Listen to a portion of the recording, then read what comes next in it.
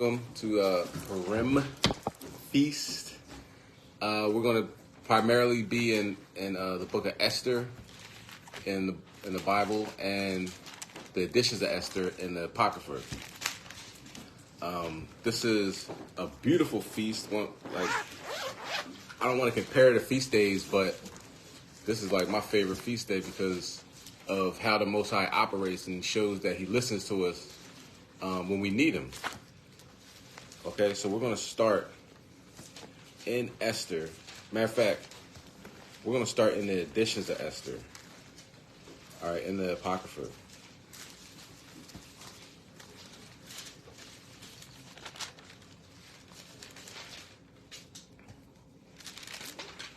We're going to start at chapter 11,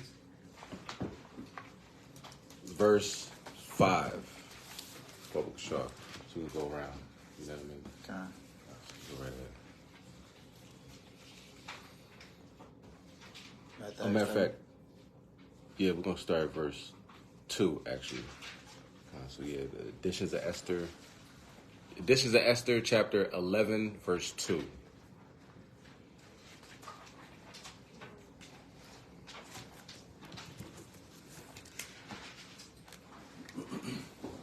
The book of Additions to Esther, chapter 11 and verse 2. Everybody have to say, Con?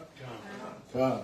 Verse 2. In the second year of the reign of Artaxerxes the Great, in the first day of the month, Nisan, Mordecai, the son of Jairus, the son of Simei, the son of Sisai, of the tribe of Benjamin, had a dream. So, it's like in Mordecai had a dream.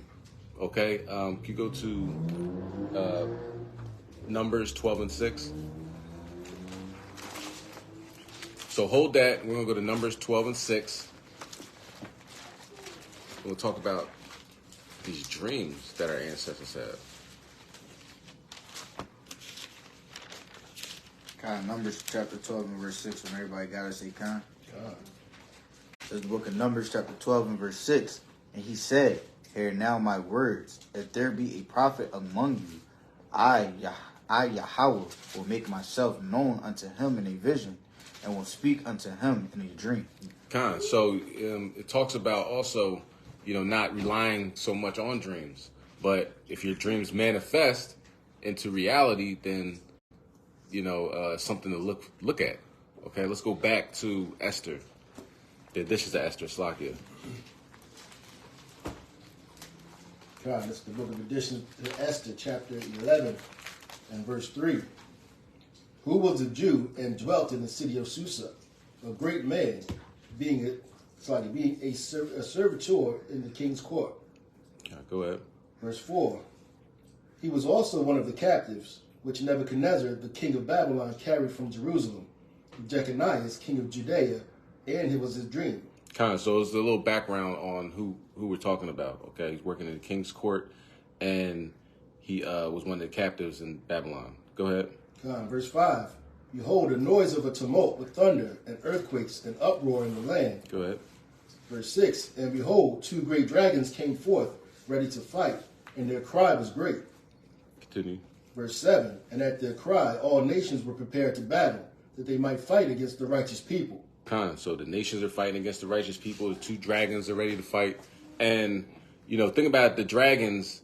The terminology dinosaur is fairly new. Okay? They would just call them dragons. All right, let's continue. Verse 9. And the whole righteous nation was troubled, fearing their own evils, and were ready to perish. Slaki, read 8. Slaki, verse 8. And lo, a day of darkness and obscurity, tribulation and anguish, affliction, and great uproar upon the earth. Go ahead. Verse 9. And the whole righteous nation was troubled, fearing their own evils, and were ready to perish. So when we get into the story of Esther, we see how this dream manifests and the comparisons with, who were the dragons, who were, the nations. Okay, go ahead. Verse 10. Then they cried unto Yahweh, and upon their cry, as it were from a little fountain, was made a great flood, even much water. So remember that, okay? From a little fountain was made a great flood, even much water. Okay, now let's go to Esther in the Bible. We'll start the first chapter.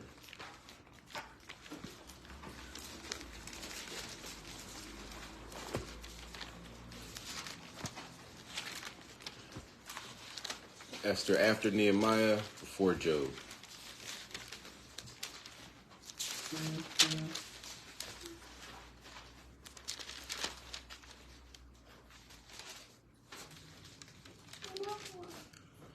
I'm going to start verse, chapter 1, verse 1. This is the book of Esther, chapter 1, and verse 1.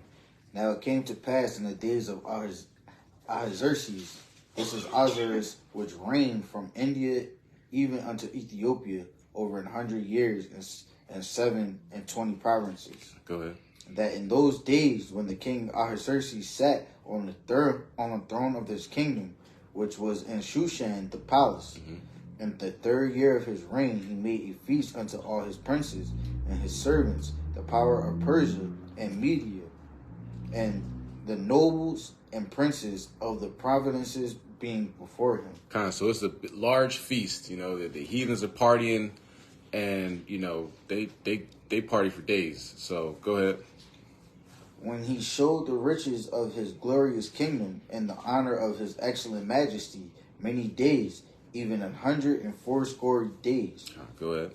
And when these days were expired, the king made a feast unto all the people that were present in Shushan the palace, both unto great and small, 7 days in the court of the garden of the king's palace, where were white, green, and blue hangings, fastened with cords of fine linen and purple, 2 silver rings and pillars of marble. The beds were of gold and silver, upon a pavement of red and blue and white and black marble. And they gave them drink in vessels of gold, the vessels being diverse one from another, and royal wine in abundance, according to the state of the king. So they're drinking, they're partying, and they're having a good time. Go ahead. And the drinking was according to the law. None did compel, for the king had appointed to all the officers of his house that they should do according to every man's pleasure. Go ahead. Also Vashti, the queen, made a feast for the women in the royal house which belonged to King Xerxes. So while the men are partying, the women are partying. Go ahead. On the 7th day, when the heart of the king was merry with wine, he commanded Mehuman, Bizatha, Harbana, Bigatha, and Agabatha, Zathar, and Carcas, the 7 chamberlains that served in the presence of Ahasuerus the king, to bring Vashti the queen before the king with the crown royal, to show the people and the princes her beauty, for she was fair to look upon. So he wanted to show off his wife. Okay, so he said, go bring my queen with, to me. So pretty much to show her off. Go ahead. But the queen Vashti refused to come to the king's commandment by the chamberlains. Therefore was the king very wroth, and his anger burned in him. Because he's the king. So, pretty much how dare you, tell me no? You know what I'm saying? Because, the king's not used to hearing the word no. Go ahead. Then the king said to the wise men, which knew the times, for so was the king manner toward all they that knew law and judgment. And the next unto him was Karshon, Sethar, Amatha, Tarish, Mirs, Marcina, and Mekan, the 7 princes of Persia and Media, which saw the king's face, and which sat the first in the kingdom. Okay, go ahead. What shall we do unto the queen Vashti according to law, because she have not performed the commandment of the king of Xerxes by the chamberlains? And Mekan answered before the king and the princes, Vashti the queen have not done wrong to the king only, but also to all the princes and to all the people that are in the province of the king of Xerxes. Kind of. So, he's saying that, her not obeying the king is going to spread. You know what I mean? She's not just disobeying the king. it's going to be something that the women are going to not listen to their husbands. You know what I'm saying? So that's what pretty much they're going to go into. So as as far as time goes, we're going to skip around. So with these, tomorrow, make sure you read more about Esther and everything about this story. All right. Can you pick up in chapter 2, Yeshai? Verse 1. Come. Esther chapter 2 and verse 1, it says, After these things, when the wrath of King Ahasuerus was appeased, he remembered Vashti and what she had done, and what was decreed against her. Then said the king's servant that ministered unto him, Let there be fair young virgins sought for the king, and let the king appoint officers in the provinces of his kingdom, that they may gather together all the fair young virgins unto Shushan the palace, to the house of the woman, unto the custody of Hej, the king's chamberlain, keeper of the women, and let their things be pure, that their things for purification be given them. So now they're looking for a new wife for the king. All right, go ahead. And let the maiden which pleaseth the king be queen instead of Vashti. And the thing pleased the king, and he did so. Now in Shushan the palace there was a certain Jew, whose name was Mordecai, the son of Jair, the son of Shimei, the son of Kish, a Benjamite, Go ahead. who had been carried away from Jerusalem with the captivity, which had been carried away with Jeconiah, the king of Judah, whom Nebuchadnezzar, the king of Babylon, had carried away.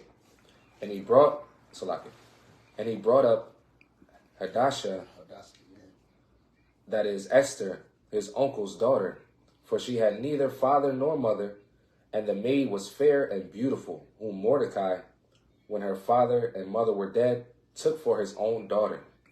So he's raising her. All right. Go ahead. So it came to pass, when the king's commandment and his decree was heard, and when many maidens were gathered together unto Shushan the palace, to the custody of Hegai, that Esther was brought also unto the king's house, to the custody of Hegai, keeper of the women. And the maiden pleased him, and she obtained kindness of him. And he speedily gave her things for purification, which such things as belongeth to her, and 7 maidens, which were meet to be given her out of the king's house. And he preferred her and her maids unto the best place of the house of the women. Because our women are the best, you know what I'm saying, on the planet Earth. Okay? And everybody knows that. Go ahead. Verse 10, it says, Esther had not shewed her people nor her kindred, for Mordecai had charged her that she should not show it. So she's not telling everybody that she's a Jew. Okay? She's pretty much, incognito. Go ahead. Verse 11 says, And Mordecai walked every day before the court of the women's house to know how Esther did and what should become of her. Now when every maid's turn was come to go in to King Ahasuerus, after that she had been 12 months according to the manner of the women. For so were the days of their purifications accomplished. To wit 6 months with oil and of myrrh, and 6 months with sweet odors, and with other things for the purify of the woman. So the woman purifies herself 6 months of myrrh and 6 months of sweet odors before she goes into the king. So that's a level of like cleanliness that, you know what I mean, we don't rarely see. The modern day women don't know nothing about. 6 months, that's a lot. That's a lot. That's Yeah. a long time. She gonna smell like nothing but myrrh. Even when she sweat. Yeah, right. She gonna sweat myrrh. Go ahead. Verse 13, it says, Then thus came every maiden unto the king, whatsoever she desired was given her to go with her out of the house of the women unto the king's house. In the evening she went, and on the morrow she returned into the second house of the women, to the custody of Shashgaz, the king's chamberlain, which kept the concubines. She came in unto the king no more, except the king delighted in her, and that she were called by name. Now when the turn of Esther, the daughter of Abihail, the uncle of Mordecai, who had taken her for his daughter, was come to go in unto the king, she required nothing but what Haggai, the king's chamberlain, the keeper of the women, appointed. And Esther obtained favor in the sight of all them that looked upon her. So Esther was taken unto King Ahasuerus, into his house royal in the 10th month, which is the month Tebeth, in the 7th year of his reign. And the king loved Esther above all the women, and she obtained grace and favor in his sight more than all the virgins, so that he set the crown upon her head and made her queen instead of Vashti. So, as you see, Esther, her beauty and her continence, the king seen that and he made her queen. Okay, so let's go to Slakia. Judith, chapter 10, verse 19. Can you get that? And Medadiah is going to pick up at the next chapter. Published.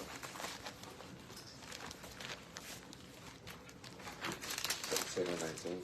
Con.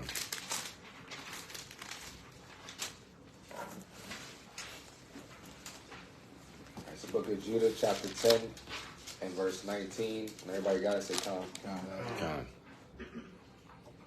All right, Judah 10 and 19, it says, And they wondered at her beauty and admired the children of Israel because of her. And everyone said to his neighbor, Who would despise this people that have among them such women? Surely it is not good that one man of them be left, who being let go might deceive the whole earth.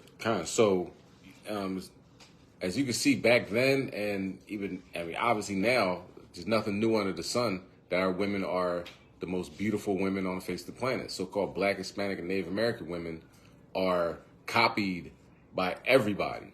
You know what I mean? The features that our women have, they try to make fun of them, and then they copy. You know what I mean? Because they hate us because they ain't us. But we're at the top of the food chain, so that's people were mostly copied. Okay? Let's go back to Esther. And if you could pick up chapter 3, and we'll go verse 1. It's the book of Esther, chapter 3 and verse 1. Everybody have to say, Con? Con. After these things did King Ahasuerus promote Haman, the son of Ammedatha, the Agagite, and advanced him, and set his seat above all the princes that were with him. Con, let's go to Slakia.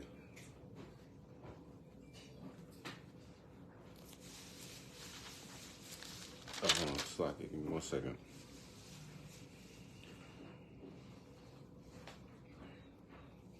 Matter of fact, let's go back to chapter 2. Go back to chapter 2. All right. This is an important part. I didn't want to skip this part. Start at verse 20. It's the book of Esther, chapter 2 and verse 20. Esther had not yet showed her kindred nor her people as Mordecai had charged her. For Esther did the commandment of Mordecai, like as when she had brought up with him. Verse 21, In those days while Mordecai sat in the king's gate, two of the king's chamberlains, Bigthan and Teresh, of those which kept the door, were wroth, and sought to lay hands on the king Ahasuerus. Verse 22, And the thing was known to Mordecai, who told it unto Esther the queen, and Esther certified the king thereof in Mordecai's name. Because they're plotting on the king. Okay, Mordecai overheard it and told. Go ahead. Verse 23, When inquisition was made of the matter, it was found out, therefore they were both hanged on a tree. And it was written in the book of the Chronicles before the king. Okay, so let's go to Editions of Esther.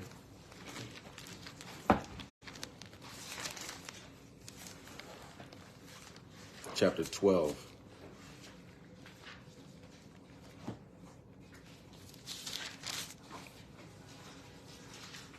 Verse 1. Con. This is the additions to Esther, chapter 12 and verse 1, when everybody got to say con. And Mordecai took his rest in the court with Gabbatai and Terah, the 2 eunuchs of the king and keepers of the palace. And he heard their devices and searched out their purpose and learned that they were about to lay hands upon Artaxerxes the king. And so he certified the king of them. Then the king examined the 2 eunuchs, and after that they had confessed it, and they were strangled. And the king made a record of these things, and Mordecai also wrote thereof. So the king commanded Mordecai to serve in the court. For this he rewarded him. Howbeit, Aman, the son of Amathaias the Agagite, who was in great honor with the king, sought to molest Mordecai and his people because of the 2 eunuchs of the king. So why would Haman want Shalom?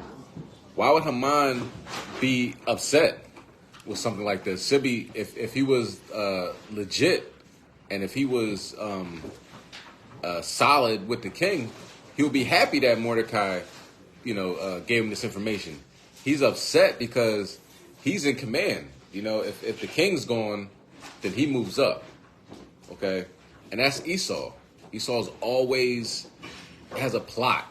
Always wants to be on top. You know what I mean? Can't just be comfortable where he's at. And that's something that the Edomites are known for. All right, so we're gonna go back to Esther in the Bible.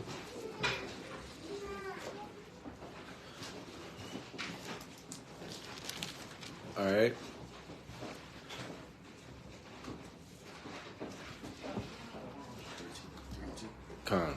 Yeah, 13 or 3 and 2 is locked in.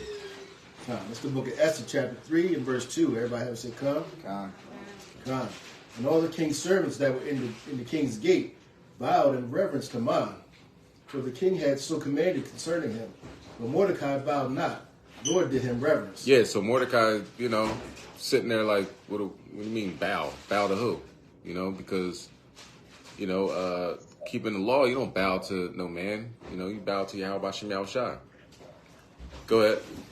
Verse 3. Then the king's servants, which were in the king's gate, said unto Mordecai, Why transgressest thou the king's commandment? Go ahead. Verse 4. Now it came to pass, when they spake daily unto him, and he hearkened not unto them, that they told Haman to see whether Mordecai his matters would stand. For he had told them that he was a Jew. Verse 5. Hold on. So they're asking, why does he, why aren't you doing this? Mordecai not paying him no mind. You know what I mean? And go ahead, continue. Verse 5.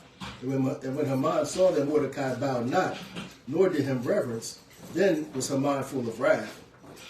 Angry Edomite. Big mad. Go ahead. Verse 6. And he thought scorn to lay hands on Mordecai alone, for they had showed him the people of Mordecai. Wherefore Haman sought to destroy all the Jews that were throughout the whole kingdom of Ahasuerus, even the people of Mordecai. Let's go to Editions of Esther 13. You pick that up. Edition to Esther, chapter 13, verse 2. There's the book of Editions to Esther, chapter 13 and verse 2, and everybody got to say after that, I became Lord over many nations and had dominion over the whole world, not lifted up with the presumptions of my authority, but carrying myself always with equity and mildness. I purpose to settle my subjects continually in a quiet life, and making my kingdom peaceable and open for passage to the utmost coast, to renew peace, which is desired of all men. So this is kind of almost like a puzzle. The whole Bible is kind of like a puzzle. You know what I mean? You put certain pieces in. Some things mean things that are different than other passages. So it's really like putting things together. So especially with Esther and the additions of Esther, at this point in time in the Bible, you're dealing with the situation with Haman and how he's hating on the Jews, but explains through here is what the king's purpose was. You know, he wants to have a peaceful kingdom. So he's going to go to Haman, next verse, and ask him what to do. Go ahead. Verse 3. Now when I asked my counselors how this might be brought to pass, a man that excelled in wisdom among us, and was approved for his constant goodwill and steadfast fidelity, and had the honor of the second place in the kingdom. So he has a second place in the kingdom. So when those eunuchs were ready to overthrow the king, who's going to be first in the kingdom if the king's overthrown? So, he's plotting from jump. Go ahead. No, verse 4. Declared unto us that in all the nations throughout the world there was scattered a certain malicious people that had laws contrary to all nations, and continually despised the commandments of kings. So as the uniting of our kingdom honorably intended by us cannot go forward. So who's those malicious people that have laws contrary to all nations and continually despise the commandments of kings? That's us. So right? You gave it away, but it's us. You know what I'm saying? We do that to this day. Yeah. Like, go out into the White House and tell, President Biden that he's going down. And then all praises to the Most High during this time period when we're gathering, he gets cancer removed from him and his wife. Right around the same time period. So this is something you gotta understand, that the Most High, hears our prayers, but that's what we do. We go in front of the White House, tell, the most important person, I guess, on the planet that he's going into slavery. And we've been doing that for a long time. Us not following the Sabbath is groundbreaking. Us not following the Sabbath destroys the economy. If everybody stops following the Sabbath, then all that money that they normally make from Friday sundown to Saturday sundown will decimate this land, and it has been. So that's one reason, just economically speaking. If we don't, now you're worried about the spiritual side of things, the blessing and all that. We go out there and inform people that they should not be following these holidays. They should not be buying and selling on the Sabbath. And that causes a rift between America, which that's how they get a lot of their money. Okay? That's a lot, right? Just let me back up what you were saying. They tell you, if they just say, if just black people stop spending money for 12 hours in America, this entire economy could collapse. They said 12 hours. If every so-called black person just stopped spending money for 12 hours, people would lose their mind. It's only a half a day. I go to tell you something. I go to tell you how much money they putting into this country, man. We put into this country. Come. Verse 5. Seeing then we understand that this people alone is continually in opposition unto all men. What do you say? And continually in opposition unto all men. All praise. Go ahead. Differing in the strange manner of their laws, and evil affected to our state, working all the mischief they can, that our kingdom may not be firmly established. So if you didn't know who the Jews were, you should know now. That's how we get down. And that's how other people see us. We're doing the will of the Most High. Okay? Let's go back. All right. And we have verse 6? 7. Okay, come on.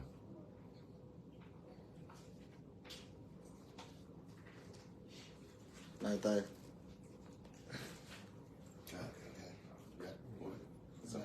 Oh, somebody figured it out. I ain't know. Go ahead, keep going. God, let's do the book of Esther, chapter 3 and verse 7. In the first month, that is the monthly sign, in the 12th year of King Ahasuerus, they cast Purim, that is the lot before Haman, from day to day, and from month to month, to the 12th month, that is the month of Adar. Okay, go ahead. Verse 8, and Haman said unto King Ahasuerus, there is a certain people scattered abroad and dispersed among the people, in all the provinces of thy kingdom, and their laws are diverse from all people.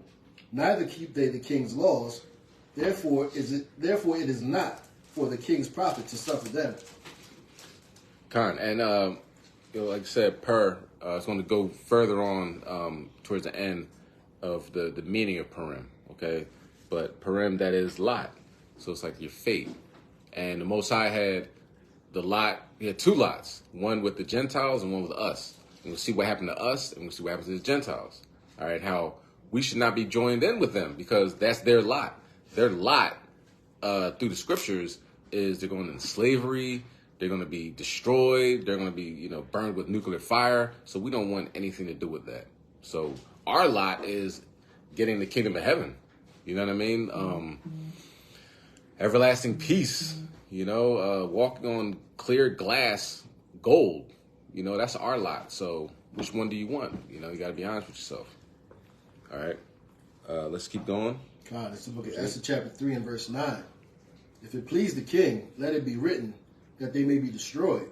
And I will pay 10,000 talents of silver to the hands of those that have the charge of the business to bring it into the king's treasuries. Go ahead. Verse 10. And the king took his ring from his hand and gave it to Haman, the son of Hammedatha, the Agagite, the Jews' enemy. So he's the Jews' enemy, okay? And when you go back, Agag is Amalek. All right, so this is the Amalekite. So the Amalekite, as it says in scriptures, are the Jews' enemy. They're the same people right now, Netanyahu and them, that are living in our land, perpetrating and faking that they're the real Jews, okay? But as you see, clearly they're our enemy. Go ahead. Verse 11, and the king said unto Haman, the silver is given to thee, the people also to do with them as it seemeth good to thee. Okay, so the king agreed. Go ahead. Verse 12, then were the king's scribes called on the 13th day of the first month, and there was written, according to all that Haman had commanded, unto the king's lieutenants and to the governors that were over every province, and to the rulers of every people of every province, according to the writing thereof, and to every people after their language, in the name of King Ahasuerus was it written and sealed with the king's ring. So if it's sealed with the king's ring, that means it's stamped. That's literally where the word stamp comes from. Like the king stamped it. Okay, go ahead. Verse 13, and the letters were sent by post into all the king's provinces to destroy, to kill, and to cause to perish all Jews, both young and old, little children and women, in one day, even upon the 13th day of the 12th month. Slacky. So as you can see, these heathens are the same stuff they've been doing back then, they're doing now. But you can imagine in one day, pretty much everybody getting slaughtered. Women, children, everybody. Okay, go ahead. Which is the month of Adar, and to take the spoil of them for a prey. All right, we can stop there. And let's go to the 4th chapter. You can pick up the 4th chapter. At the first verse. Okay. You got it. You're not already shot. Esther chapter 4, verse 1, it says, when Mordecai perceived all that was done, Mordecai rent his clothes and put on the sackcloth with ashes, and went out into the midst of the city, and cried with a loud voice, with a loud and a bitter cry, and came even before the king's gate. For none might enter into the king's gate, clothed with sackcloth. So he put on the sackcloth because he's in mourning. The decree going out by the king is as good as done. The king says it, it's done. Okay, so Mordecai, he's at the king's gate. He's wearing sackcloth. He's not really worried about none of that, Go ahead. Verse 3, it says, and in every province, whithersoever the king's commandment and his decree came, there was great mourning among the Jews, and fasting, and weeping, and wailing, and many lay in sackcloth and ashes. All right, go ahead. So Esther's maid and her chamberlains came and told it her. Then was the queen exceedingly grieved, and she sent raiment to clothe Mordecai and to take away his sackcloth from him, but he received it not. Because he was in mourning and he wanted to stay in mourning. Let's go to, let me see, skip down a little bit. It's down to verse 10. Verse 10. Yeah. Esther chapter 4, verse 10. It says, Again Esther spake unto Hatach, and gave him commandment unto Mordecai, all the king's servants and the people of the king's province. Do now that whatsoever, whether man or woman, shall come unto the king into the inner corner, into the inner court, who is not called, there is one law of his to put him to death, except such to whom the king shall hold out the golden scepter, that he may live. But I have not been called to come in unto the king these 30 days. So Mordecai is going back and forth with Esther regarding what to do about the situation. And she's explaining that I cannot even go talk to the king because if he didn't call me and I just show up, you can die. All right, go ahead. Or he'll kill you. Go ahead. Verse 12, it says, And they told to Mordecai Esther's words. Then Mordecai commanded to answer Esther, Think not with thyself that thou shalt escape in the king's house more than all the Jews. For if thou altogether holdest thy peace at this time, then shall their enlargement and deliverance arise to the Jews from another place. But thou and thy father's house shall be destroyed. And who knoweth whether thou art come to the kingdom for such a time as this? Then Esther bade them return Mordecai this answer. Go gather together all the Jews that are present in Shushan, and fast ye for me, and neither eat nor drink 3 days, night or day. I also and my maidens will fast likewise. And so will I go in unto the king, which is not according to the law. And if I perish, I perish. So that was one of the most powerful lines, you know what I'm saying? Esther was saying, look, if I die, I die. You know, and that's how we understand how to fast. You know what I'm saying? It says in the book of Esther that fasting is to have no food or drink. Okay, and she said let's fast for 3 days, and if she dies, she dies. Okay, we're gonna read the prayers that Mordecai and Esther said during this time of fasting, and that's something that we can look at when, you know, if we're going through something, if we want the help of the Most High. These are some important prayers that are written that for our understanding and our learning. Okay, so let's go to the Additions of Esther. Chapter 14, verse 1. No, I'm going to start at 13, verse 8. 13, verse 8. Additions of Esther, chapter 13, verse 8. If you could read that down to 18. This is the book of Additions to Esther, chapter 13, and verse 8. Then Mordecai thought upon all the works of the Lord, and made his prayer unto him, saying, O Lord, Lord, the King Almighty, for the whole world is in thy power. And if thou hast appointed to save Israel, there is no man that can gainsay thee. For thou hast made heaven and earth, and all the wondrous things under the heaven. Thou art Lord of all things, and there is no man that can resist thee, which art the Lord. Thou knowest all things, and thou knowest, Lord, that it was neither in contempt nor pride, nor for any desire of glory, that I did not bow down to a proud of mind. For I could have been content with good will for the salvation of Israel, to kiss the sole of his feet. But I did this that I might not prefer the glory of man above the glory of God. Neither will I worship any but thee, O God, neither will I do it in pride. And now, O Lord God and King, spare thy people, for thy eyes are upon us, to bring us to naught. Yea, they desire to destroy the inheritance that have been thine from the beginning.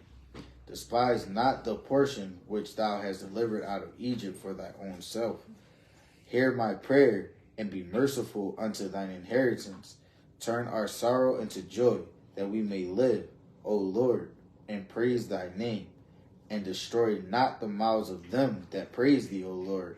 All Israel in like manner cry most earnestly unto the Lord, because their death was before their eyes. So that's Mordecai's prayer. And we go to Esther's prayer. Manthai, if you could read that, that'll be next chapter, chapter 14, verse 1. Just going to read on down.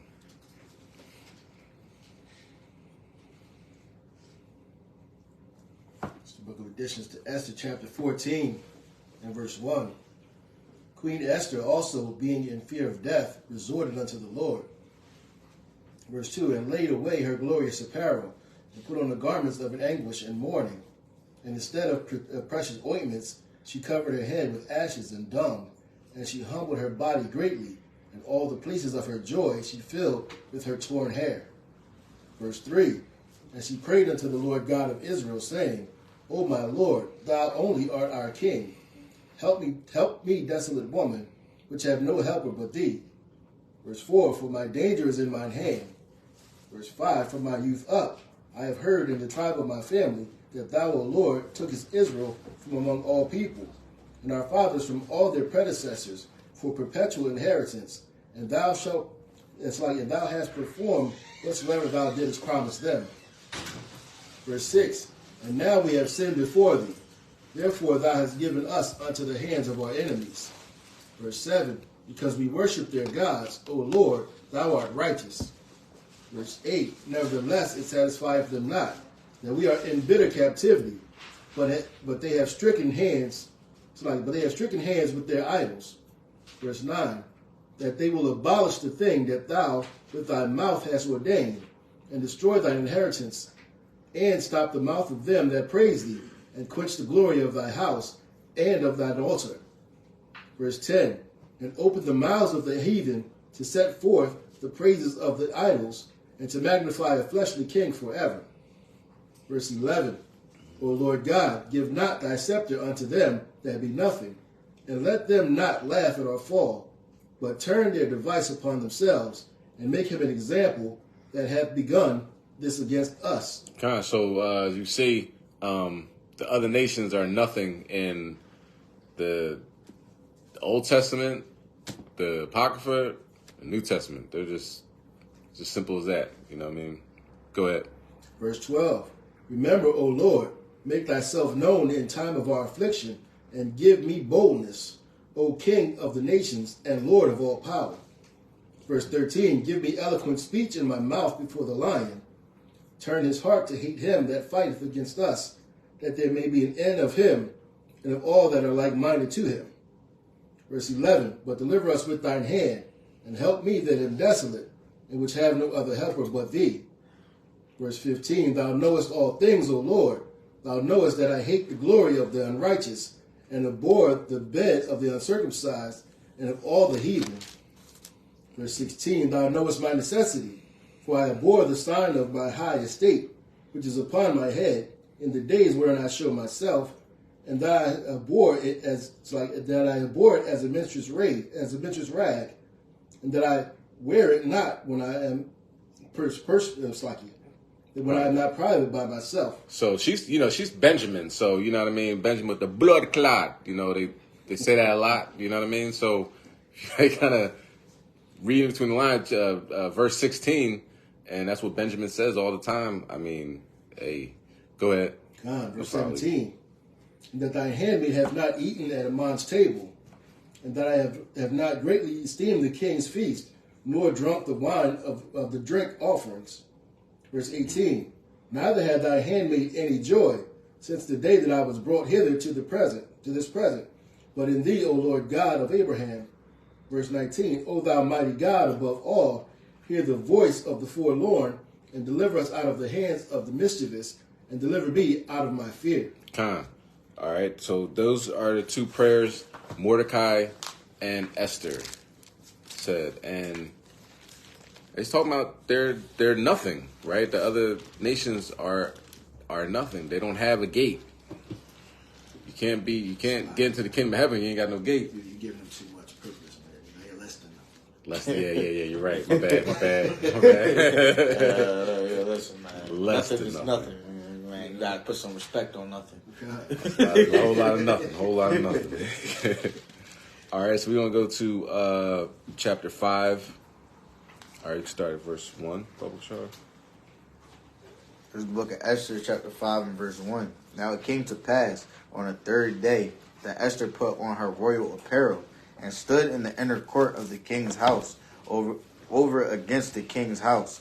And the king sat upon his royal throne in the royal house over against the gate of the house. And it was so, when the king saw Esther the queen standing in the court, that she obtained favor in his sight. And the king held out to Esther the golden scepter that was in his hand. So Esther drew near and touched the top of the scepter. Then said the king unto her, What wilt thou, Queen Esther? And what is thy request? It shall be even given thee to the half of the kingdom. And Esther answered, If it seem good unto the king, let the king and Haman come this day unto the banquet that I have prepared for him. Then the king said, Cause Haman to make haste, that he may do as Esther had said. So the king and Haman came to the banquet that Esther had prepared. And the king said unto Esther at the banquet of wine, What is thy petition? And it shall be granted thee. And what is thy request? Even to the half of the kingdom it shall be performed. Then answered Esther and said, My petition and my request is, if I have found favor in the sight of the king, and it pleased the king to grant my petition and to perform my request, let the king and Haman come to the banquet that I shall prepare for them, and I will do tomorrow as the king hath said. Then went Haman forth that day joyful and with a glad heart. But when Haman saw Mordecai in the king's gate, that he stood not up, nor moved for him, he was full of indignation against Mordecai. So it's the same type of spirit that they had during Jim Crow. Like, how dare you not acknowledge me? How dare you not walk in the street? If you were walking on the same sidewalk, like the black clothes, you were walking on the same sidewalk as a white man, you got to walk in the street. And that's what they want to this day. You know what I'm saying? That's the same type of energy they project out. You know, like, you should worship me. You know, I was dealing with the same situation with my son. You know, like, his teachers are like, well, the way he acts. I'm like, how does he act? Well, he's just not, because he's not kissing you behind. You know what I mean? That's not what he does. He goes to school and he comes home. He's not going to tap dance for y'all. You know, I had a whole meeting about that. You know, so, and I'm thinking, you know, I know these scriptures and them, the same spirit, the same thing. So I'm like, so what exactly did he do wrong? It's like, well, it's not like he did anything. It's more of his attitude. You know what I'm saying? So it's the same situation. Like, he's happy and everything. So you see Esau just smiling at work. And if you're not just smiling and like making them feel good, they're going to HR on you. You know? That's how it was. It's still like that to this day, man. I'm trying to get the Edomite out of here ASAP, man. Yeah, that's just their spirit. You know, it's a wicked, proud spirit. So he's in a good mood, and his mood is messed up because somebody's not bowing down and kissing his feet. All right, go ahead. Verse 10. Nevertheless, Haman refrained himself, and when he came home, he sent and called for his friends and Zeresh his wife. And Haman told them of the glory of his riches and the multitude of his children, and all the things wherein the king had promoted him, and how he had advanced him above the princes and the servants of the king. Haman said, moreover, yea, Esther the queen did let no man come in with the king unto the banquet that she had prepared but myself. And tomorrow I am invited unto her also with the king. Yet all this availeth me nothing, so long as I see Mordecai the Jew sitting at the king's gate. That's terrible. He got a promotion. You know, he's moving on up in the world. But just because one Israelite, you know what I mean, his eyes, one nigga is just sitting there at the king's gate in the court and will not acknowledge him. And it ruins his whole existence, man. These people are awful. It's crazy because it really be like that to this day. Right? They got everything, man. They can have own a football team, a private jet, island. But if one nigga in their eyes does not acknowledge them, ruin their day. Right? Go right to HR. Like, yo, listen, who's that out there? Who is that? listen. When me at work, man, because I don't talk to everybody. Everybody just was like, "Oh, he's mean. He don't talk to nobody. He don't like nobody." I'm like, "You're right. I don't like none of you crackers." I'm like, "You're right. I absolutely don't. And I can't fake the funk." So it was like, I'll put on a fake smile for y'all to make y'all feel comfortable. But outside these walls, don't try to talk to me. Why not? That's what they did. Mm-hmm. They put a fake smile. Definitely a fake smile. Like they're just fake as hell, man. Because what they say over here, he refrained himself. Yeah. Right? Meaning he was going to say something like, "No, I'm okay. I'll just keep going like nothing ever happened." Like and went to his friends and his wife and crafty counsel. So I just think about it, right? Like, how much power does one person have over you that you can be as happy as you want to be? As soon as you see that, as soon as you see him, we change your whole mood. Like, he's still alive, man. Right? like he's still alive.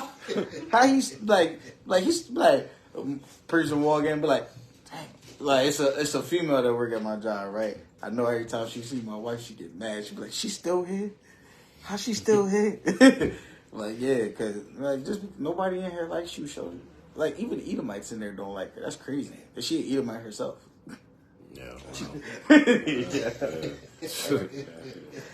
Con. All right, where we at? 14. Con. Then said Zeus his wife and all his friends unto him, "Let a gallows be made of 50 cubits high, and tomorrow speak thou unto the king, that Mordecai may be hanged thereon. Then go thou and merrily with the king unto the banquet, and the thing pleased him mind, and he caused the gallows to be made." Con. So now they're making gallows, just like the gallows they brought to hang Mike Pence. They brought gallows. I mean, he was making a gallows to hang Mordecai. Was that with those flatbeds at camp yesterday before? Probably, man. Let's think about it, man. Dropping stuff off. Flatbeds roll with nothing on them. It's the gallows. I'm gonna say something positive. I think that's the Most High gonna pick us up. Let's hope so. You know, try to get hung out here. So what did Haman do? Crafty counsel. This is what they do. You know what I mean? They get together. They say, "All right, yeah, I'm good. I got a new job. I got promotion. But I don't like this dude Mordecai." They're like, "Oh, hang him." That's crafty counsel. But Salaki, think how zealous you gotta be to want to kill somebody. You know how long it takes to build a gallows? Yeah. And he did it in a day. It's like, "We're gonna build this thing." It's at 50 feet high. Get him out of here. So you got 50 cubits high, man. Build that thing 50 cubits high, man. We're gonna hang this nigga, man. I need that done by tomorrow. Con. Look, it's a 50 cubits. It got it at 75 feet. How big is that? That thing's huge. You know? All right, Con, let's go to chapter 6. You got 6? Chapter 6, verse 1. Con. Okay. It's the book of Esther, chapter 6, verse 1. It says, "On that night could not the king sleep, and he commanded to bring the book of records of the chronicles, and they were read before the king. And it was found written that Mordecai had told of Bigthana and Teresh, 2 of the king's chamberlains, the keepers of the door, who sought to lay hand on the king Ahasuerus." Con, Slaki. Let's go to Job chapter 33, verse 15. Next book over. This is the book of Job, chapter 33 and verse 15. And everybody got to say, "Con." Con. "And a dream and a vision of the night, when deep sleep falleth upon men, and slumbering upon the beds. Go ahead. Then he openeth the ears of men, and sealeth their instruction." Con, so he opened up the ears of men. So that goes with us and the other nations. As you see, the king couldn't sleep. And you're going to see what happened as a result of him not being able to sleep and the way the Most High turns this whole thing around. Let's go to Proverbs 20 and 24. It's like my man started doing some research. Con, yeah, woke up. He said, let me get that book right quick, man. The Book of Chronicles. Chronicles? Like, It's that history. it's 3 in the morning. You want the Chronicles? What's up with you? It's a lot of reading. You ain't got no chapters. You got to read that thing through. Con, so we have Proverbs 20 and 24. Bring it out. This is the book of Proverbs, chapter 20, and verse 24. Man's going are of the Lord. How can a man then understand his own way? Con, so thinking about Joseph and how he got sold into slavery in Egypt, and when he was there, the famine came, and he was able to feed Israel. You know what I'm saying? Because he was second in command. You know what I'm saying? So the same situation, how the Most High puts men into certain situations, women, as Esther being the queen, in certain situations. So when things go bad, you know, it's already planned out. You know, it's all pre-planned. So it's mind-boggling how the Most High is, you know, so far ahead. It's ridiculous. You know, it's hard to fathom. So we can go back to Esther. And can you continue on with what are you on? 3 or 4? Verse 6. 3? Okay. Esther chapter 6 and verse 3. It says, And the king said, What honor and dignity hath been done to Mordecai for this? Then said the king's servant that ministered unto him, There is nothing done for him. Khan, has he been exalted? He says, no. Go ahead. And the king said, Who is in the court? Now Haman was coming to the outward court of the king's house, to speak unto the king to hang Mordecai on the gallows that he had prepared for him. So as he's coming to talk about, I'm going to hang, permission to hang Mordecai, he happens to look out like, who's in the court? Anybody. Is anybody there? And it just so happened to be a mom. You know what I mean? Like the Most High just happened to have perfect timing. The Most High is always on time. This is perfect time. It's always been that way. All right, go ahead. And the king's servant said unto him, Behold, Haman standeth in the court. And the king said, Let him come in. Mm-hmm. So Haman came in, and the king said unto him, What shall be done unto the man whom the king delighteth to honor? Now Haman thought in his heart, To whom would the king delight to do honor more than to myself? And Haman answered the king, For the man whom the king delighteth to honor. Let the royal apparel be brought which the king useth to wear, and the horse that the king rideth upon, and the crown royal which is set upon his head. So he think he's talking about him. He's like, oh, he's talking about me. Who else could he be talking about other than, that's how proud Esau is. Oh, gotta be talking about me. Man, give him this, give him that, give him that. Go ahead. So Salakia, right? When you look at it, right, he's asking for his crown, his horse, and his garment to wear. Because he thinking like, yo, listen, if you put all this on me and you show me all, I could take, in his head, he probably like, I could take him up out of here. And then now what? Everybody just automatically think that I'm the king. Yeah. He was already upset at Mordecai's for, telling him about the eunuchs. You know what I mean? It says in the additions, like, Haman wanted to molest Mordecai because, he told what the plot was. That's a terrible word. I mean, just molest, yeah. That's why I didn't want to say it. I saw you was confounded for a second when it came up. I'm like, I know what to say. I don't want to say it though. Yeah, America. That's like the word world and earth and everything is different, interpretations. Mm-hmm. All right, go ahead, continue.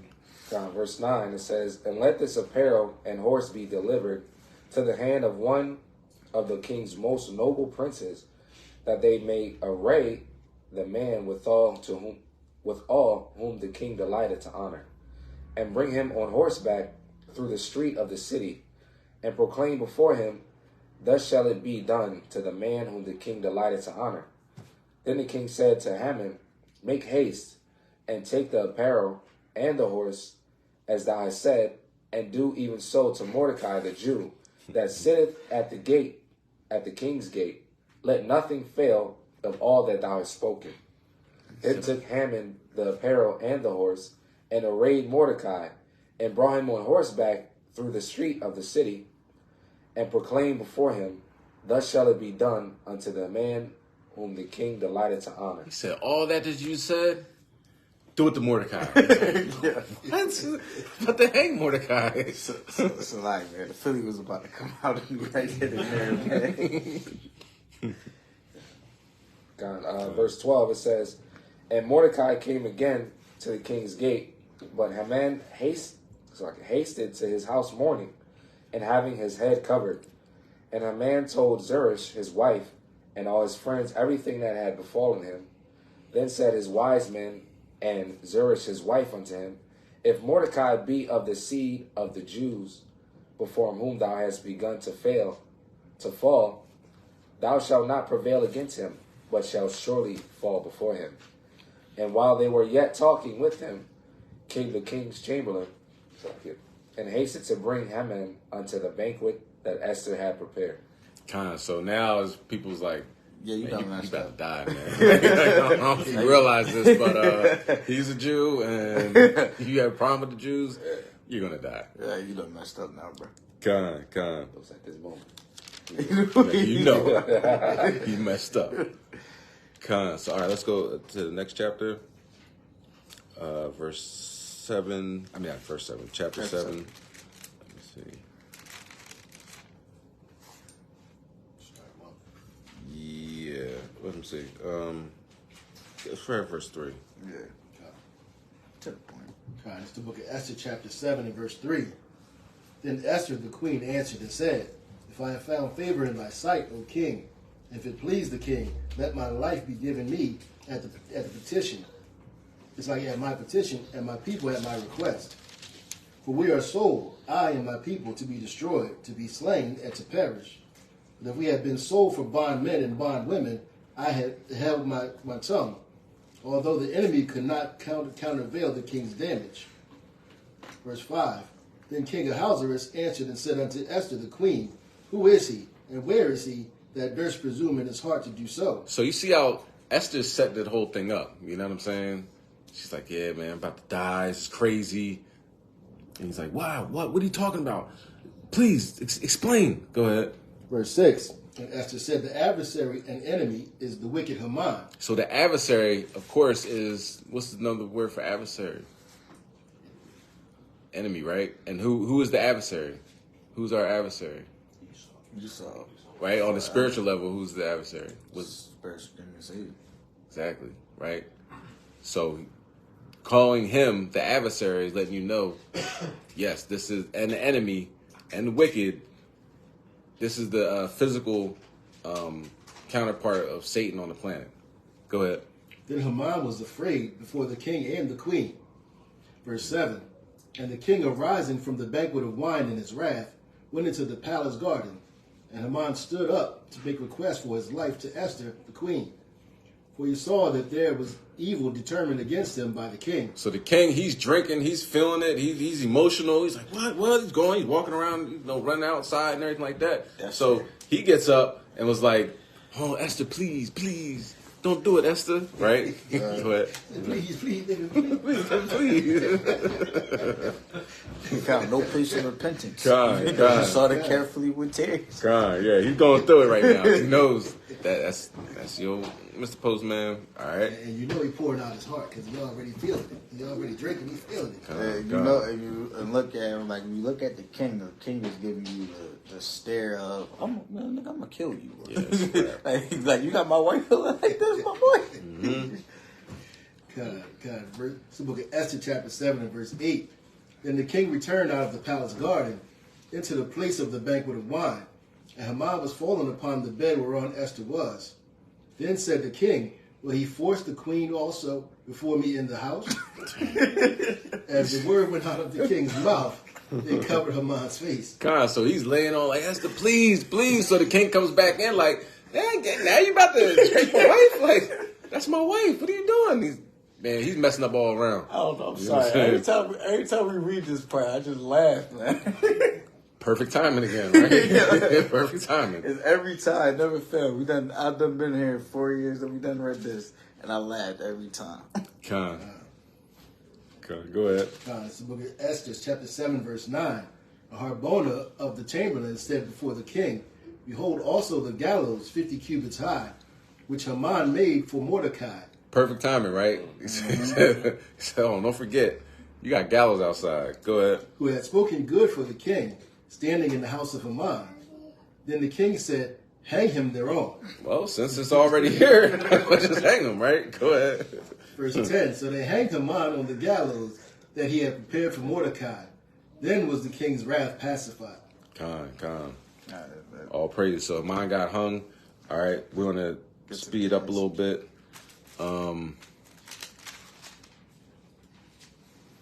Let's see. We're going to keep it moving. Let's go to chapter 9. All right. We'll start at verse 1. This is the book of Esther, chapter 9 and verse 1. Now in the 12th month, that is the month Adar, on the 13th day of the same, when the king's commandment and his decree drew near to be put in execution, in the day that the enemies of the Jews hoped to have power over them, though it was turned to the contrary, that the Jews had ruled over them that hate them. So in chapter 8, it talks about reversing everything. You know what I mean? Now that reverse the whole decree. Now you got to defend yourselves. Don't let nobody come out here and just kill you. So what happened was the Jews started being on the offense. You know, now they got the backing of the king. Okay, go ahead. Verse 2. The Jews gathered themselves together in their cities throughout all the province of the king Ahasuerus to lay hand on such as sought their hurt, and no man could withstand them, for the fear of them fell upon all people. Contact the backing of the king, right? Go ahead. And all the rulers of the province, and the lieutenants, and the deputies, and officers of the king helped the Jews, because the fear of Mordecai fell upon them. Because Mordecai is what? He's second in command now. Go ahead. For Mordecai was great in the king's house, and his fame went out throughout all the province. For this man Mordecai's waxed greater and greater. Go ahead. Thus the Jews smote all their enemies with the stroke of the sword, and slaughtered and destruction, and did what they would unto those that hated them. So now the shoe is on the other foot. Okay. And the last verse in chapter 8, it talks about people became Jews. That's not meaning they really became Jews, but they're trying to, be on our they're holding on to us like, oh, I'm trying to be with you, God's with you type, what's that, Zechariah 8:23. Gotta touch the hem, huh? Con. All right, let's go to give you verse 10. Verse 10. Then 10 sons of Haman, the son of Hammedatha, the enemy of the Jews, slew they.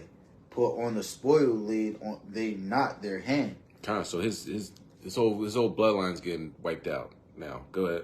On that day, the number of those that were slain in Shushan, the palace, was brought before the king. And the king said unto Esther the queen, The Jews have slain and destroyed 500 men in Shushan the palace, and 10 sons of Haman. What have they done in the rest of the king's province? Now what is thy petition, and it shall be granted thee? Or what is thy request further, and it shall be done? Then said Esther, If it please the king, that it be granted to the Jews which are in Shushan, to do tomorrow also according unto the day's decree, and let Haman 10 sons be hanged upon the gallows. So hang him up there with him, it sends a message, him and all his family, hang him high, right? Literally hang him high, because that's 75 feet. That's up there. I like that. It's like snakes in the desert on a gate. God. I like that. Yeah, send a message. Like Lightly Impaler, man. You go impale them, you gonna stick them up there. Know what you're coming into when you try to come over here. Con, it's been a weekend of that. Impaling people's heads and arms on certain things. And now just hanging his whole body, him and his whole family. Just send a message. All right, go ahead. Verse 14. And the king commanded it so to be done, and the decree was given at Shushan that they hang Haman's 10 sons. For the Jews that were in Shushan gathered themselves together on the 14th day also of the month Adar, and slew 300 men at Shushan, but on the prey they laid not their hand. But the other Jews that were in the king's provinces gathered themselves together and stood for their lives, and had rest from their enemies, and slew of their foes 75,000. But they laid not their hands on the prey. So now the people that were going to destroy us, we're destroying them. Okay, we're going to skip down to 75,000. Yeah, that's a lot, right? Go ahead. On the 14th day, was they doing this on the Sabbath? I don't think so. Yeah, doesn't say. It doesn't say it was the Sabbath.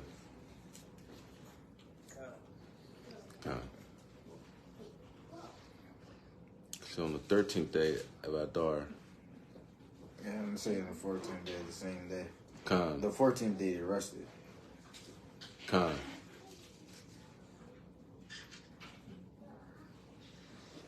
That's possible. It could be. No, it said on the 14th day they rested. So. Khan, so they did rest on the 14th day. Yeah. Okay, Khan. Go ahead. We'll go down to verse 24. Verse 24. Because Aman, the son of Amadadah, the Agagite, the enemy of the Jews, had devised against the Jews to destroy them, and had cast Pur, that is the lot, to consume them and to destroy them.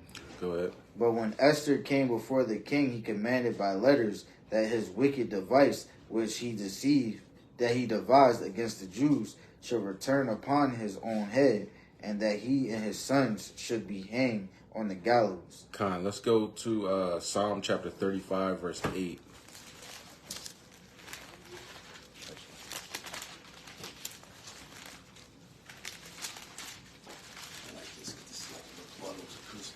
Khan.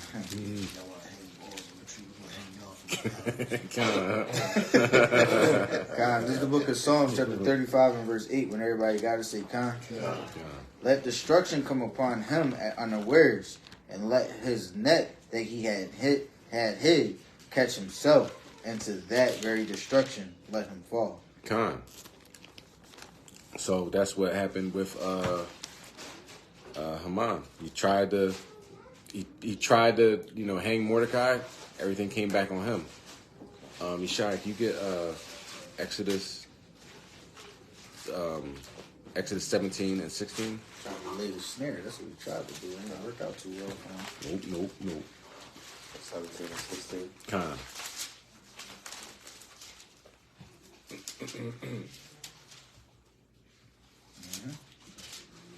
All right, it's the book of Exodus, chapter 17 and verse 16. It says, "For he said, because the Lord has sworn that the Lord will have war with Amalek from generation to generation." Yeah, because Most High hates Amalek.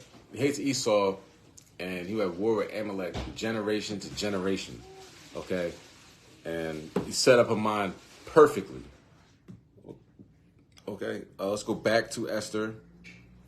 Finishing up a couple more scriptures. All right.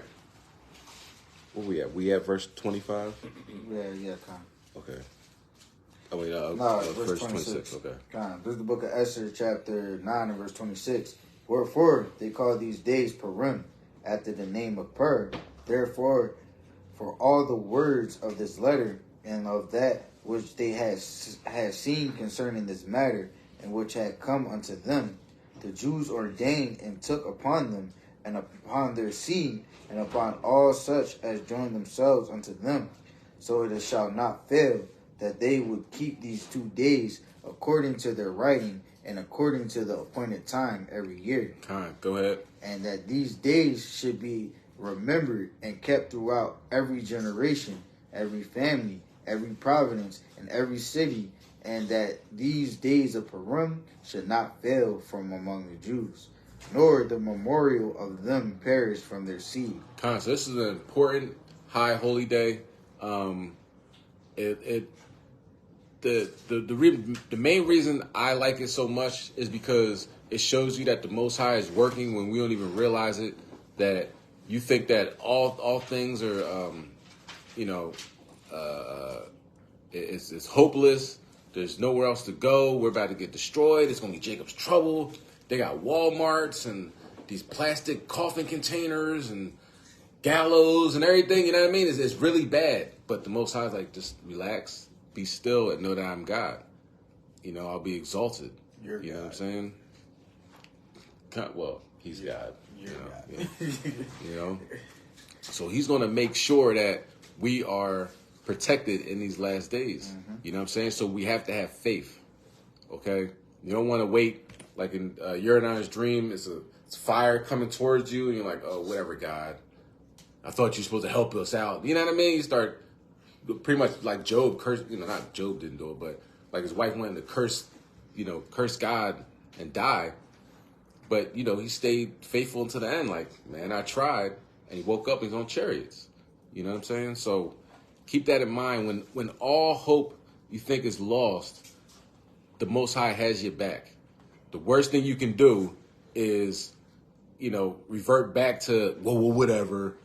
I guess I wasn't part of the elect, or, you know what I mean? You know, you start feeling yourself and, you know, or sinking down into a depression. The Most High got your back. Okay? It's just like I was saying yesterday at camp, man. Gotta stay as humble as possible. So it's a thing. Humble as possible. Remember, I always say, remember, you didn't choose him, he chose you. So stay humble. Yeah, you're here for a reason. Everybody's here in this room for a reason. Okay? Just gotta, you know, put away that the negative thought process that America has inevitably gave all of us, and put on the helmet of salvation. You know, put on the words that come out of this book, knowing that they're true. Okay, let's go to the Dishes of Esther. We're going to finish up with the dream. Okay, he's going to interpret the dream now, so we know why we do this. We know what happened. This is also talked about exchanging gifts around this time, giving to the poor, okay? So this is a very beautiful time to be alive. You know what I'm saying? We're able to see this, the additions of Esther. I mean, sorry, not additions of Esther. The destruction of Nicanor, you know, the day of Judas Maccabees. And now we can see what Benjamin did to uplift and keep alive, you know, our nation. Okay, let's go to the Dishes of Esther, and we'll start verse 1, and we're going to read down, you know, to, let's read the whole chapter, yeah. Read the whole chapter, Public Shaw. It's in chapter 15. What's that, the first chapter? That's, chapter 10. Oh, it's in chapter 10. The original dream. Down in Dishes to Esther, the very first chapter, chapter 10. It says, Then Mordecai said, God hath done these things. For I remember a dream which I saw concerning these matters, and nothing thereof hath failed. And a little fountain became a river, and there was light, and the sun a much water.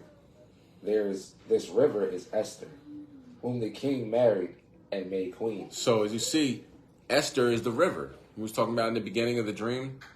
So a lot of streams and rivers and stuff like that, they're not necessarily talking about rivers. This is throughout the scriptures. You know what I mean? Oftentimes talking about people. Okay? Same thing like with the trees and everything as well. Kind of. So you really gotta, the mountains. You really gotta be able to differentiate what they're talking about in the scriptures. But it's a possibility if they're saying preach to the mountains. They're not actually saying go to the mountains and preach. They're talking about people that are high up. Go ahead. Verse 7, it says, And the two dragons are I and Ammon.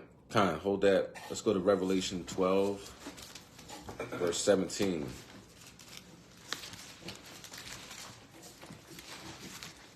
Revelation chapter 12 and verse 17. When everybody got to say It's the book of Revelation chapter 12 and verse 17. And the dragon was wroth with the woman, and went to make war with the remnant of her seed, which keep the commandments of God and have the testimony of Yahushua Mashiach. Kind of. So that's through Revelation talking about the dragon. You know what I mean? Making war with the woman's seed. It'll be Israel. All right, let's go back. Yeah, verse 8. Verse 8, it says, and the nations were those that were assembled to destroy the name of the Jews. And that's everybody else, all the other nations. Go ahead. And my nation is this Israel, which cried to Yahweh and were saved. For the Lord hath saved his people, and the Lord hath delivered us from all those evils. And God hath wrought signs and great wonders, signs and great wonders, which have not been done among the Gentiles. Therefore hath he made 2 lots, one for the people of God, and another for all the Gentiles. Kind. So we have a lot, they have a lot. You don't want their lot. Okay? Go ahead. So God remembered his people and justified. Verse 11. Oh, verse 11. Sorry. Verse 11, it says, and these 2 lots came at the hour and time and day of judgment before God among all nations. Perfect timing. Go ahead. So God remembered his people and justified his inheritance. Therefore, those days shall be unto them in the month of Adar, the 14th and 15th day of the same month, with an assembly and joy and with gladness before God, according to the generations forever among his people. Come. All praise. Anybody have any precepts? Precept verse 9 with Acts 2 and 21. Come. Acts 2 and 21. Acts chapter 2, verse 21.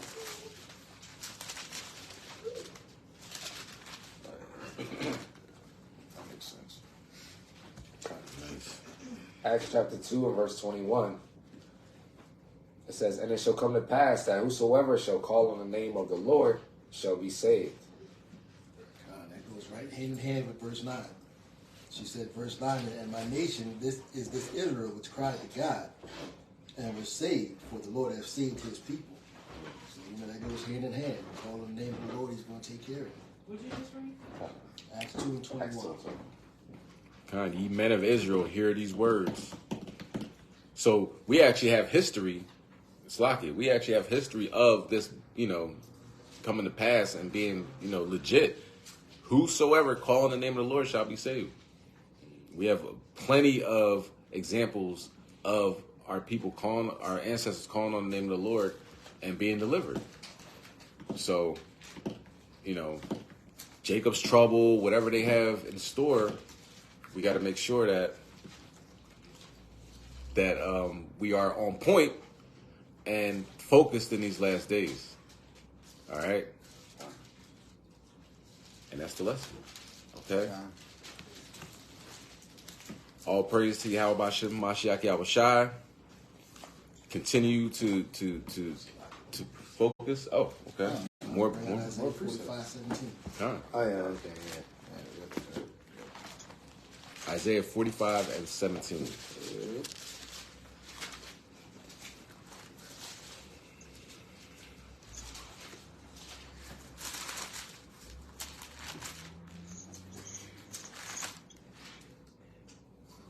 It's the book of Isaiah chapter 45 and verse 17. But Israel shall be saved in the Lord with an everlasting salvation. Ye shall not be ashamed, nor confounded, world without end. That's the spike the ball right there. God. John 3:16, man. God. All right. Slakia, real quick. Let's end with this. 2 Maccabees 15 and 34.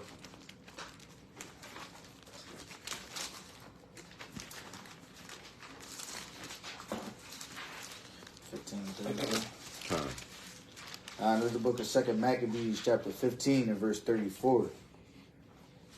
When everybody got to say count? This is the book of 2 Maccabees, chapter 15 and verse 34. So every man prays towards the heaven of the glorious Lord, saying, blessed be he that have kept his own place undefiled. Go ahead. 35. He hanged also Nicanor's head upon the tower, an evident and manifest sign unto all of the help of the Lord. So, with Nicanor his head, with Haman and his sons, hanging it. That's the help of the Lord. Go ahead. God.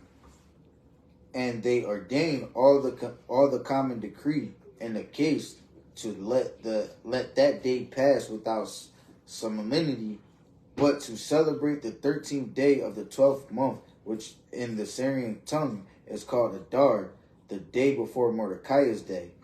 Thus went it with Nicanor, and from that time forth.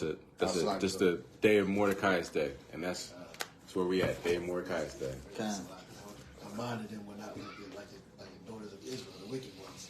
Stretch forth next.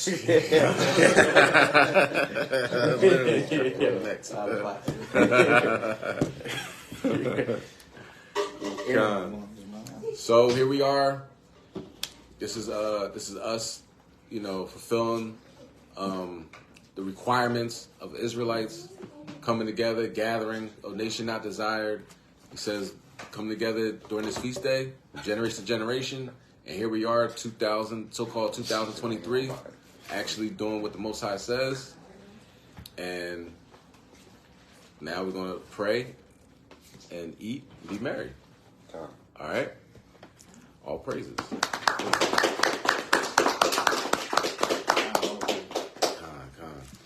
All right, so let's do anointing prayers and pray over our food. Mine, you have the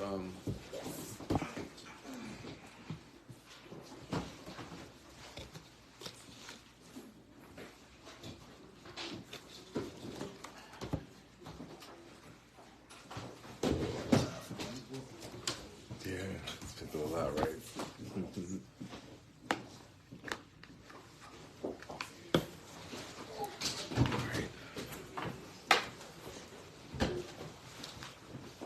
The sisters, come on up to get anointed with oil.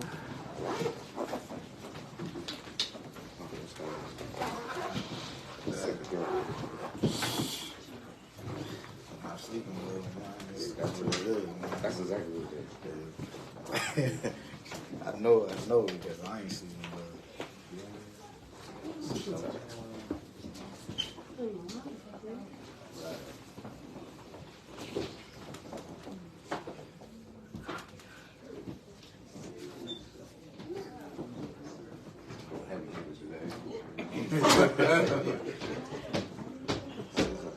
Look.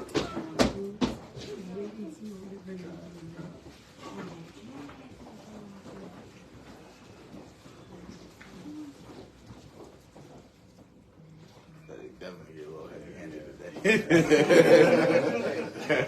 So that first head, hold on, man. This is gonna be flowing, man. All right. Okay. So Y'all can sit down. yeah, all the brothers have a seat. Okay. So while we pray, just meditate on what you would like the Most High to do for you. This is a very spiritual time, so just know that the Most High is listening to whatever you're saying. Okay, and after we're done praying, we're gonna go from right to left, and you say your name 3 times. Okay. And I can repeat after me. Yabaraki Yahweh. Yabaraki Yahweh. Shemaka. Shemaka. Yahweh. Yahweh. Upon Yahweh. Upon Yahweh. Aliyakar. Aliyakar. Ayakan Ayakan. H.O.I. H.O.I. Yahweh. Upon Yahweh. Upon Yahweh. Aliyakar. Aliyakar. Shemaka. Shalom. Yahweh. Hashem. Mashiach. Yahushua. Bakashah. Shemai. Nawa. Etha. Shalak. Shalak. Ma'aga'ala. Ma'aga'ala. Alahayim. Wa. Shema'ayim. Barak. Rapport. Izar. Magun. Kazak. Atazayah. Atazayah. Bara. Yash. Mayaka. Imani. Ana. Chana. Amani.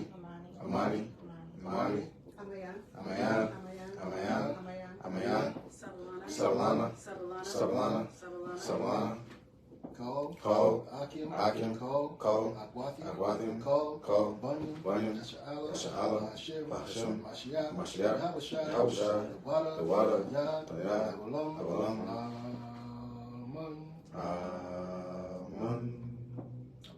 Amen. Hallelujah. God. Yeah.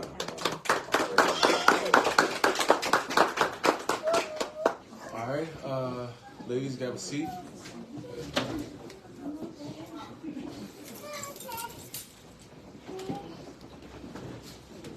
Fellas, come on up. Come on up, guys. Everybody on the call. It's just a dab. Yeah.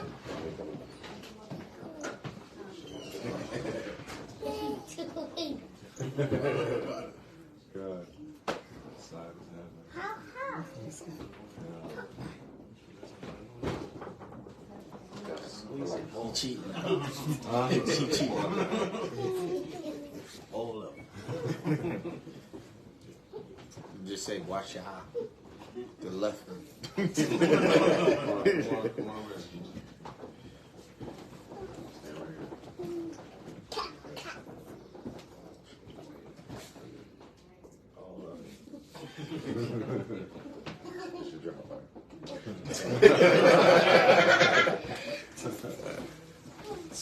All of it. Nah, I don't. You mad at that? Yeah, all right, cool. Now all of it. See that fire? Yeah, you try to say All right, so everybody, just listen, okay? You don't say anything until you say your name 3 times. So listen, meditate on what you want the Most High to do for you. Like I said, since it's a very spiritual time, so, you know, just know that he's listening. He's close by, okay? I can repeat after me. Yabaraki Yahweh. Yahweh. Shemaka. Yahweh. Upon Yahweh. Oh, it's like it. Just us. You guys meditating on what you want, okay? Go ahead. Sorry. Yabaraki Yahweh. Yahweh. Shemaka. Yahweh. Upon Yahweh. Aliyakar. Yakankar. Yahweh. Upon Yahweh. Aliyakar. Shemlakar. Shalom. Yahweh. Hashem. Mashiach. Yahushua. Kushal. Shemai. Nawa. Etha. Shalak. Ma'ika'Allah. Ahayim. Wa. Shema'ayo. Barak. Rapar. Izar. Lagun. Kazak. Taziyah. Bara. Yatai. Say your name. Philo. Messiah. Uriel. Jalen. Zion.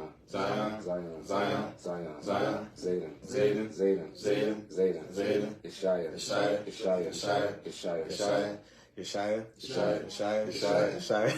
Yaqua. Yardan. Craig. Kasadia. Mathathiah. Call. Akim. Call. Aqwathim. Bunyan. Yasha'Allah. Hashem. Mashiach. Yahushua. Thawadah. Yah. Awalam.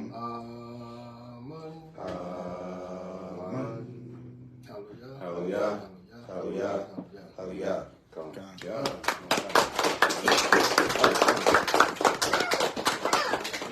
All right. So we're gonna pray over our food. So if everybody can stand and face the east.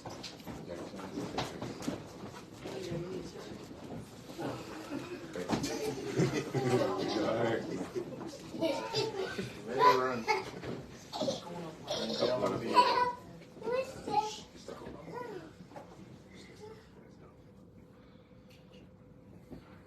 Thawadah Yahweh for allowing us to gather today on this feast to commemorate our brothers and sisters that have made sacrifices in the past, and to show the nations and the heathen that we stand for you and for you only, Yahweh, and to exalt your holy name, Yahweh. So we thank you for allowing us to gather today, and for all the feasts that you allow us to continue together, while all the other nations continue to try to oppress us and stop us from doing so. But we continue to prevail through your Holy Spirit and through our faith and our effort to show you that we love you, Yahweh. So with that, I ask that you pray that you bless over this food that we're about to partake, and Thawadah for sending your son as a sacrifice, that we may have a chance in the kingdom of heaven. And I pray that we can be found faithful and blameless when that time comes at the second coming of your son, H.O.I. With that, I want to thank you for all things. Through your son, H.O.I. By 𝐤𝐄𝐄𝐄 H.O.I. Thawadah 𝐤𝐄𝐄𝐄. Amen. Hallelujah. Hallelujah. Hallelujah.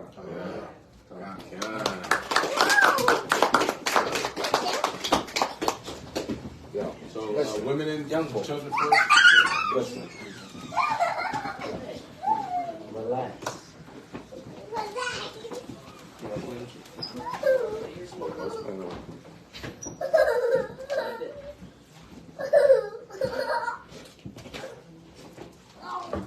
Alright.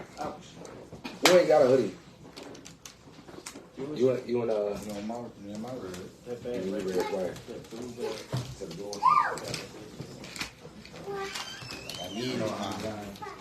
I need that, man. I be wearing my whole red. It's how you go. I got yours, right? It's how you got yours, right? God.